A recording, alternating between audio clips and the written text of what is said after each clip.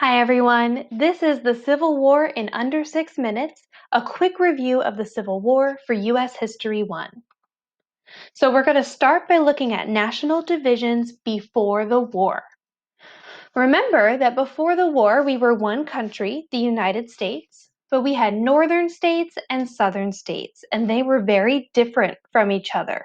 One difference you can see on this map is that the northern states were free states where slavery was not allowed, and the southern states were slave states where they did allow slavery. In the north, they had an urban culture, lots of cities. And in that urban culture, they made money through manufacturing or making things in factories. They abolished slavery in the North, which means they did not allow slavery, and they wanted a strong national government to abolish slavery everywhere. In the South, it was very different. They had a rural culture, lots of farmland and countryside, and they made money through agriculture or farming.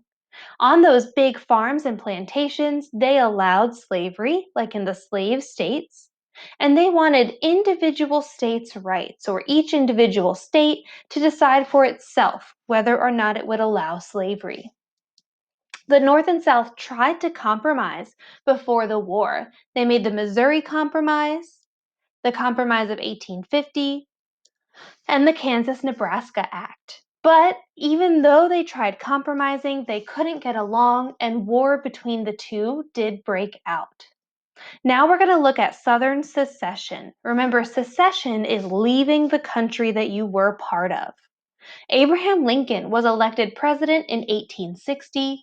We can see by this election results map that people in the North and West voted for him. People in the South did not. That's not surprising considering his stance on not allowing slavery in the West and eventually abolishing it everywhere. By June of 1861, 11 states seceded or left from the United States. Those are the states in red on this map. Those 11 states that seceded and formed their own country of the Confederacy or the Confederate States of America. The western counties of Virginia did not want to secede with the rest of Virginia, so they leave Virginia and create their own state called West Virginia. West Virginia is a new state created during the Civil War, and it stays with the U.S. 5 slave states do not secede. They're known as border states. They are Missouri, Kentucky, West Virginia, Maryland, and Delaware. The people of the Civil War are broken into our two sides. The Confederacy, which includes Jefferson Davis, the president, and Robert E. Lee and Stonewall Jackson, the generals. And in the United States, we have Abraham Lincoln, the president, and Ulysses S. Grant, our U.S. general. There are other important people on both sides, but these are going to be the most important for U.S. History 1. There are also some other incredible people involved in the Civil War, like Frederick Douglass, who was an abolitionist, Clara Barton, who was a battlefield nurse, and Robert Smalls, who had an incredible story and was a Civil War hero. This is going to be the quickest review of the events and battles you've ever seen. There are lots of events, but we're only going to look at the 6 that are important for us this year. Fort Sumter, which was the first event of the Civil War when the Confederacy fired on that U.S. fort. The Battle of First Manassas, or Bull Run, was the first official battle of the war. The Battle of Vicksburg, which took place for weeks in Vicksburg, Mississippi, in which the Confederacy could never take the high ground from the U.S., and the U.S. won, taking control of the Mississippi River. The Battle of Gettysburg, which also happens July 1863, when Lee and the Confederate Army tried to take Pennsylvania, and they had to retreat because the U.S. won that battle.